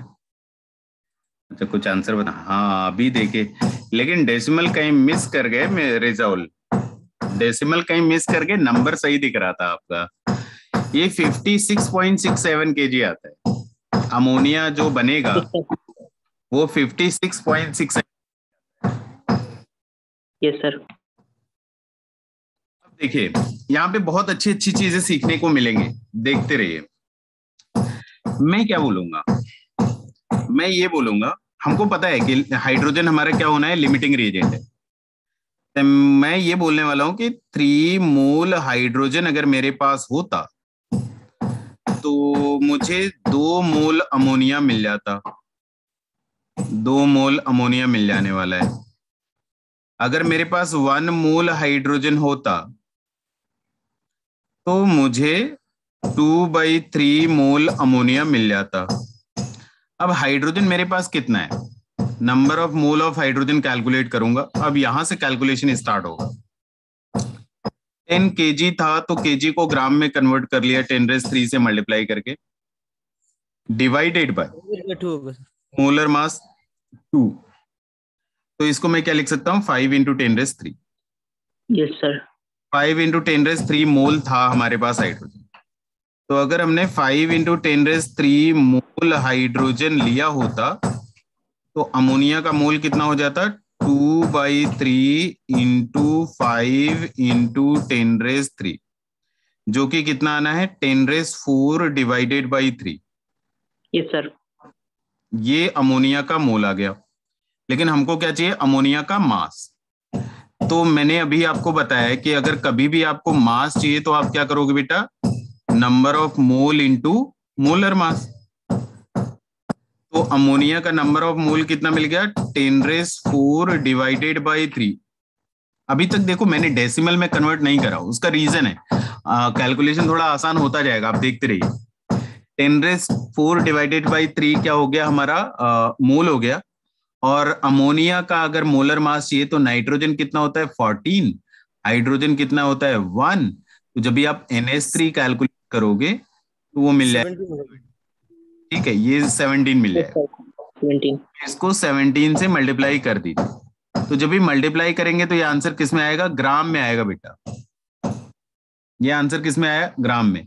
हमको आंसर किस में रिपोर्ट करना रहेगा, हमको आंसर केजी में करना रहेगा, क्योंकि केजी में दिया है ना, तो केजी में रिपोर्ट भी करना रहेगा। तो ग्राम को केजी में कन्वर्ट करने के लिए क्या करूं?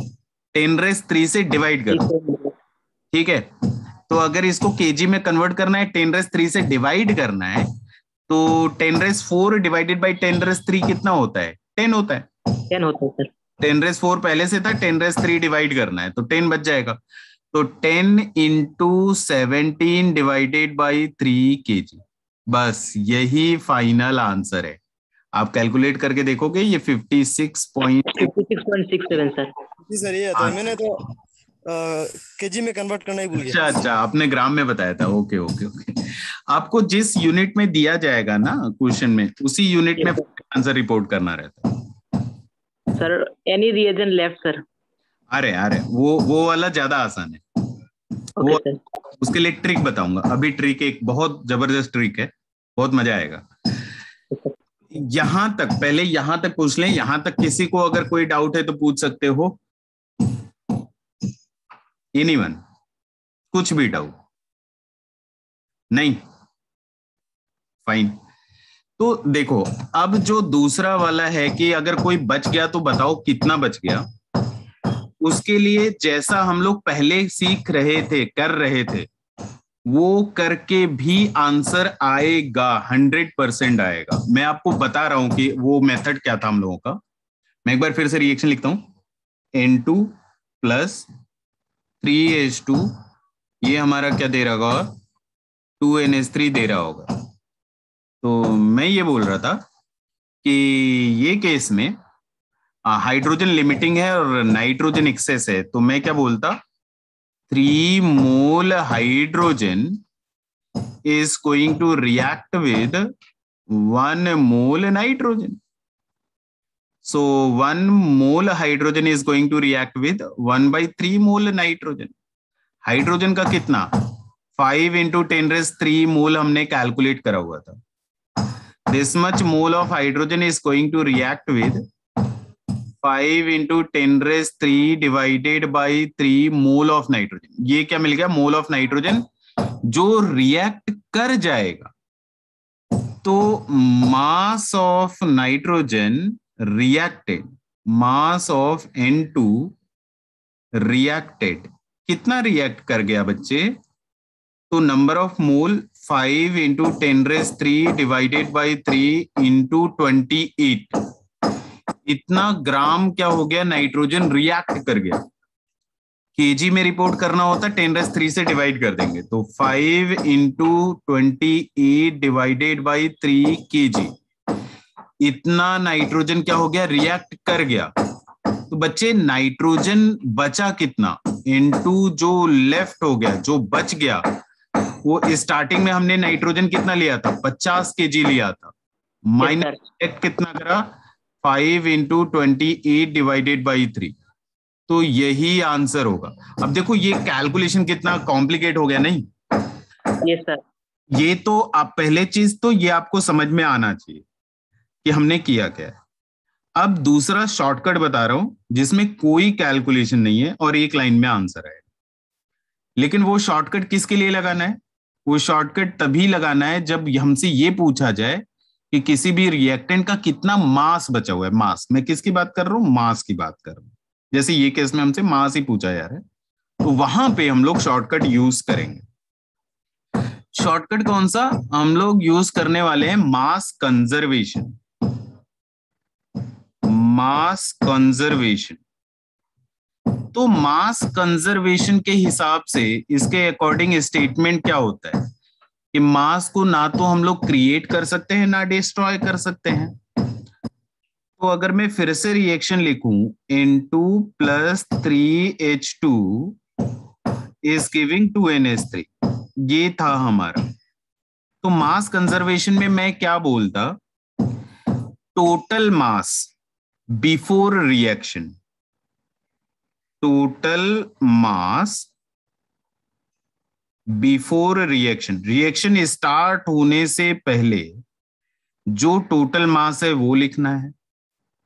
It is going to be equal to total mass after reaction. Total mass after reaction, ये तो करेक्ट रहेगा ना? किसी को डाउट है इसमें? No sir.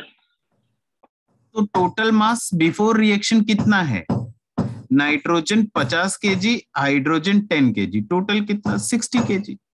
ठीक है, जल्दी बोलो भाई। अरे कोई रेस्पॉन्ड ही नहीं कर रहा। टोटल मास 60 kg होगा ना नाइट्रोजन का बिफोर रिएक्शन, रिएक्शन स्टार्ट होने से पहले। Yes sir, yes sir, yes sir, yes sir. जी sir. Nitrogen 50 kg, hydrogen 10 kg, तो टोटल कितना? 60 kg। 60 होगा। ठीक है जी। हाँ, अब जब रिएक्शन एंड हुआ तो हाइड्रोजन बचेगा क्या? नहीं नो नहीं, सर, नहीं नहीं। हाइड्रोजन तो लिमिटिंग रिएजेंट था, वो तो खर्चा हो गया, पूरा खर्चा हो गया। तो जब रिएक्शन बचेगा तो हमारे पास क्या रहा होगा? हमारे पास अमोनिया रहा होगा और नाइट्रोजन रहा होगा, इसके अलावा कुछ रह ही नहीं सकता। तो मैं after reaction mass of ammonia plus mass of nitrogen लिखूंगा। क्लियर है? जी सर। अमोनिया का मास तो अभी कैलकुलेट करा ना यार, 56.67 kg। Yes sir. और नाइट्रोजन का मास कितना बचेगा आफ्टर रिएक्शन, यही तो चाहिए था हमको। Yes sir. 60 माइनस 56.67, यही आंसर है। Yes sir, yes sir. तो ये इसमें कोई कैलकुलेशन नहीं, बस एक सब्सट्रैक्शन करेंगे, आंसर आ जाएगा। पिछले वाले में थोड़ा सा लेंदी कैलकुलेशन हो जाता है, लेकिन एक चीज ध्यान रहे, शॉर्टकट जानने के साथ साथ शॉर्टकट कहाँ अप्लाई करना है वो भी मालूम रहना चाहिए। शॉर्टकट तभी अप्लाई करना है जब भी हमसे रिएक्टेंट का जो बचा हुआ मास है वो पूछा जाए, फिर आप मास कंजर्वेशन लगाओ। That is the best method to calculate the mass of reactant left at the end of reaction. ठीक है, 3.33 है सर। ओके, तो आज यही एंड करते हैं। DPP 1 आई गेस आपका कंप्लीट है। एक बार यार अगर किसी को डाउट है तो आप डाउट सेशन में पूछ लेना। आज तो मैं क्वेश्चन में ही बिजी रह गया, नहीं तो मैं DPP 1 आपका क्लास में ही डिस्कस कर देता। लेकिन आपको अगर पहले से देखो, दो तरीका है। आप एक बार अपना जो भी डाउट है पूछ लेना मुझसे डाउट सेशन में, एंड अगर उधर नहीं पूछ पाते हैं तो मैं देखता हूँ अगली क्लास में शायद DPP 1 DPP 2 एक बार रिव्यू जरूर कर लेंगे हम लोग। कोई क्रिटिकल क्वेश्चन है, कुछ कॉन्सेप्ट है तो वो बता दो। ठीक है, ओके सर। चलो bye bye. Bye bye sir.